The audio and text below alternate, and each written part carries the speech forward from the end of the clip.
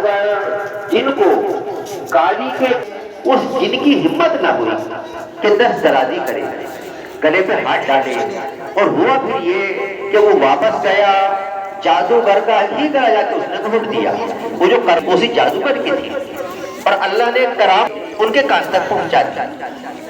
تو قرآن پاک جو ہے من میں مصیبتوں سے حفاظت کا ذریعہ، بلاؤں سے حفاظت کا ذریعہ، جن بستیوں میں مدارس اسلامیہ ہیں، مکاتب دینیہ ہیں، اور ان میں قرآن طلبہ رات و دن قرآن پاک کی تلاوت کرتے رہتے ہیں، ان محلوں سے جن میں مدارس قائم ہیں، ان بستیوں سے جن میں مدارس اسلامیہ قائم ہیں، ان بستیوں سے محلوں سے طلبہ کے قرآن پاک کی تلاوت کی برکت سے کتنی بلائیں دفع ہوتی رہتی ہیں، بستی والوں کو پتہ بھی نہیں چلتا، بلائیں دفع ہوتی رہتی ہیں، بیماریاں دفع ہوتی ہیں۔ مدارس ہیں، اور ان مدارس میں ماشاءاللہ قرآن پاک کی خدمت انجام دی جا رہی ہے، طلبہ حافظ قرآن ہو رہے ہیں، عالم بن رہے ہیں، عربی فارسی پڑھ رہے ہیں۔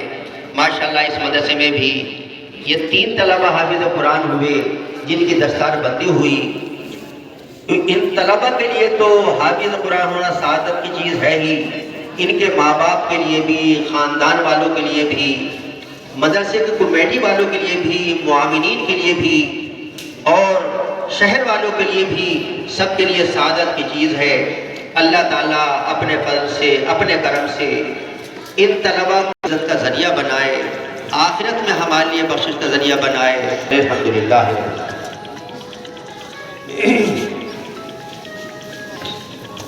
الحمدللہ رب العالمین، والصلاة والسلام علی سید المرسلین وعلی آلہ وصحبہ اجمعین۔